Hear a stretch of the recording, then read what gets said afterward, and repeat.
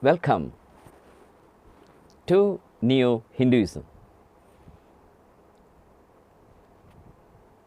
This serial of talks is to help you see Hinduism in a sophisticated way, a modern way. That's very essential because we are living in a modern world. 2000 or 3000 years ago, Hinduism that was practiced in India was totally different from the Hinduism that we have now. In fact, Hinduism had four branches. Three were major branches. One was concentrating on Vishnu. They called it Vaishnava Matam, the religion of the Vishnus, Vishnu, Mahal, Devan. Then there was Shaivam. In English we say Shaivites. They considered Mahadeva or Shiva as the Lord. And there was Shakteyam, in which Shakti or Devi was worshipped. And these three religions, had different rituals. People of Shaiva cult never went to Vaishnava temples. And Vaishnava people never entered a Shakti temple. We can't imagine it now. Think of people going to Attigal temple, that is Devi temple. Think of a situation in which the people who go to Attigal temple will never go to Sri Padmanabha Swami Kshetram where Vishnu is the Lord. And the Shaivites who go to Shiva temples, they never dare to enter Vaishnava temples. There were Vaishnava kings and Shaiva kings, and they used to fight. And even the dress was different. By a dress, you could say to which cult he belongs. The Vaishnavas, they will have a bald head. They shave off the head. But there will be a small kudumi on the top. The modern Hare Krishna people are typical of Vaishnavites. And they won't have a moustache. And they will be wearing yellow clothes, like Krishna used to do. And they will have a particular type of food, which they call sattvic. And they used to wear only sandalwood paste on their head. They never wore kumkum or vibhuti, bhasmam. So, by the first look itself, you will be able to say whether he was a Vaishnava or a Shakteya or a Shaivite. Shaivite kings attacked Vaishnava kingdoms, and Vaishnava kings used to attack Shaivite kingdoms. And the Shaivites, they used to have a beard and also long hair. They looked like sadhus or sannyasis. And they wore only bhasmam or vibhuti. And they will wear it throughout their body. Even now, you can see Akhoris wearing vibhuti throughout the body, and they will have a long hair and beard and all that. And they used to wear red or they used to wear saffron clothes. Even now the Akhoris wear saffron clothes. And their living condition was entirely different from the living condition of the Vaishnavites. Then the Shaktaya people, they worship Devi. They used to have long hair but no beard. And they will keep their face shaven all the time. No beard, no moustache. If you see the Devi Bhaktas, in Malayalam we call it Komarams, they will have the same dress, red, and kumkumam is applied on their head, not sandalwood or ash. Well, that was the condition of the mainstream. And there were other supporting faiths also. The Aborigines used to have their own worship and their own devas and all that. Even now it is there in India. If you go to North India, you will hear a lot of deity names which you haven't heard of. Even in Palakkad, we can see a lot of deities unknown to the South Indian, South Kerala people. So that is what we call a Prajina Madam. Usually it comes from the Vanavasis and all that. But later, all these things mixed together, and now there is no discrimination between Vaishnavites and Shaktains and Shaiva people. And they all mix together. I go to Shiva temple, and then I will go to Vishnu temple, and then I will go to Devi temple. And sometimes I wear kumkumam, sometimes I wear sandal paste, and sometimes I wear vibhuti. That's all the same to us. And this ancient nature religions, natural religions who worship nature also mixed into it.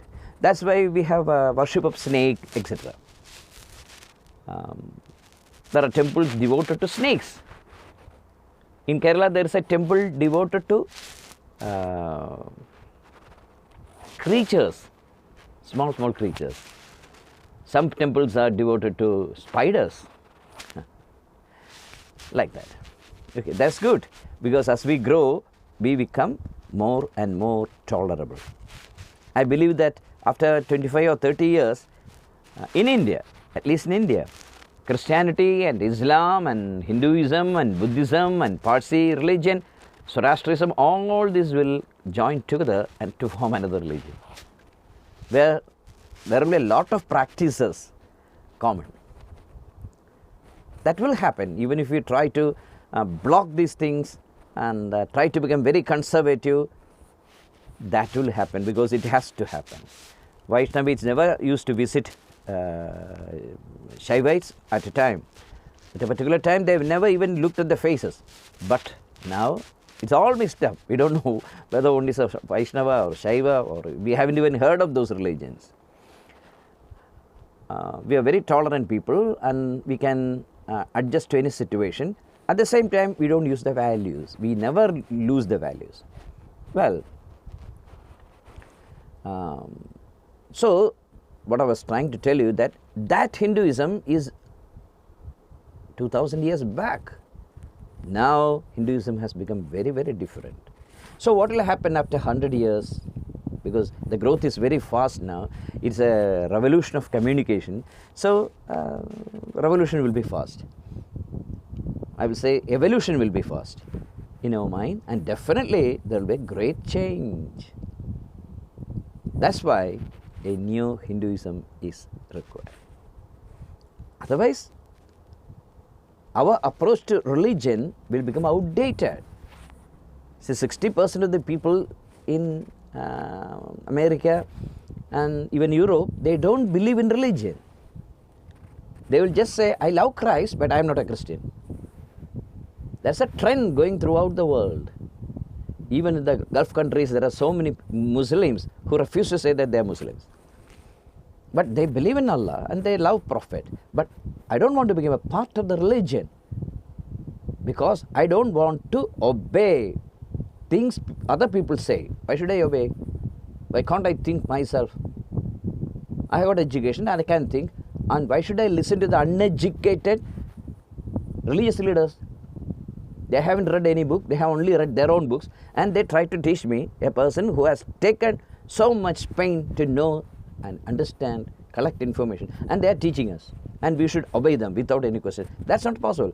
That's the thinking spreading throughout Europe, in the Muslim countries, and naturally in India also it will be coming, isn't it? It is the new generation, I don't believe, is that spiritual or that religious minded. Yes, fanaticism is growing in India, but at the same time, the educated people, they are moving away from religion. That's a problem the Hindus, the Muslims and the Christians face. That's because religions do not grow, religions do not change, they refuse to change. All those powers which refuse to change, all those institutions which stand against the change will get obsolete, they will get outdated, they will disappear from this world. Whether it is a religious concept or political concept or whatever that is.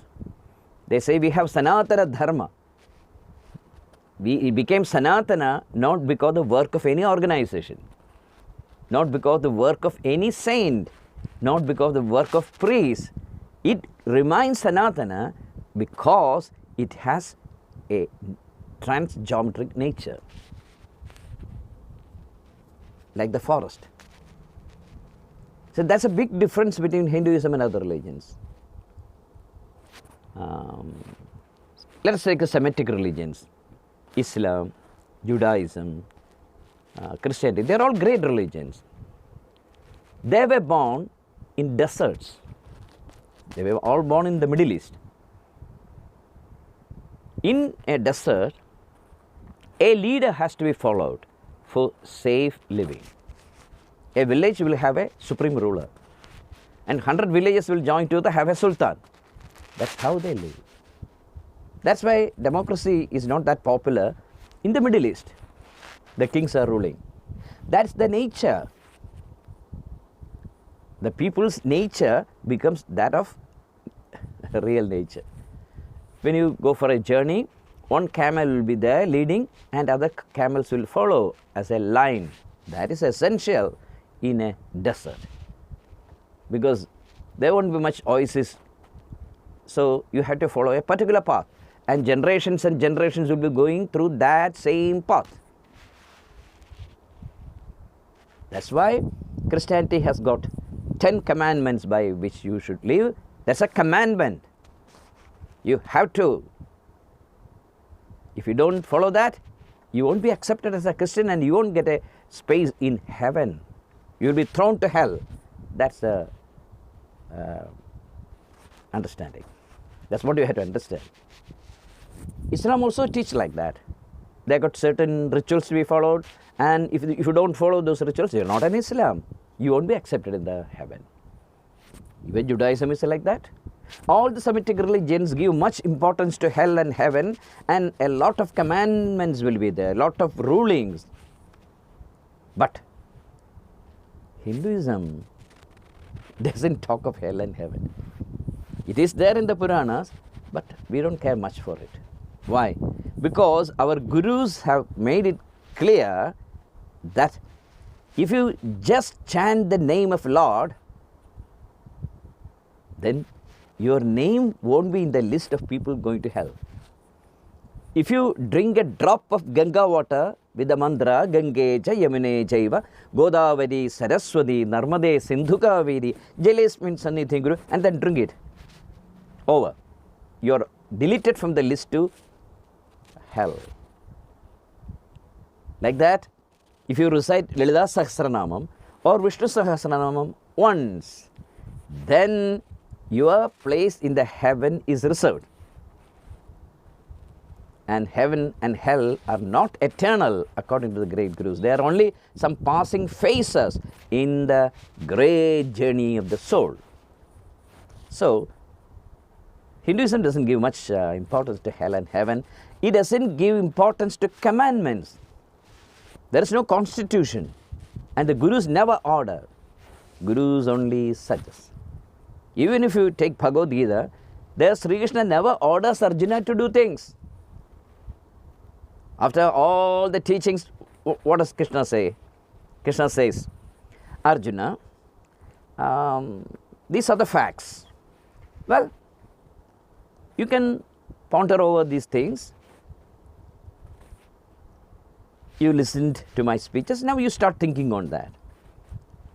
contemplate on what I have said, and then take your own decisions. That's a democratic approach. The guru respects the student and the student respects the guru. That is Om Purnamada Purnamidam Purnat Purnamudachyate, the mantra says. It's not that you are commanded. You are not treated as a slave. You have the freedom to think. You have the freedom to ask questions. See? Questions are very, very important. When a nation refuses to ask questions, gone is the nation. So, the difference is there. What's the secret of this difference? Why there is so much difference between Hinduism and other religions? The Hinduism was not born in the desert, it was born in a forest. That's why we call it Aranyagam. The gurus used to live in forest, and the disciple used to go there, live with him and learn. They always sat in meditation throughout, sometimes a day throughout. This meditation was absolutely necessary. We are not supposed to harm the nature in any way. We are supposed to love everything. Not even an iota of hatred is allowed. No fanaticism at all. So, in a forest, things will change very fast. So, the disciples have to use their own brain, their own understanding, their own experience to find a way to some place. Because the trees will be growing all the time. And you have to find your own way. You have to stand on your own foot. That's why there are so many schools of thought in Hinduism. So many books in Hinduism. It's a library, not based on one book or one man's revelation. It is a parliament of ideas, but all have the same base. That's what we call unity in diversity. So, it is necessary that you have to practice a religion from the knowledge that we have acquired now. Definitely, it will be different from practices. It will be different. We cannot follow the old Hindu religion 2000 years back. An intelligent person will always interpret things in a modern way. He cannot live a life 2000 years back. So, that's what I say Neo Hinduism. Because let us approach Hinduism through the path of science. It is possible. As the science grows, we are becoming more and more scientific. Let's be logical. Let's be intelligent. Let's be kind. Let's be honest. Let's be logical. That's the most important thing. Yukti yukta, as they say in yoga. If you want to become an intellectual, be a yukti yukta, they say. Yukti yukta means a person who can think intelligently. So, let us start thinking intelligently and let's be a Neo Hindu. Namaskar.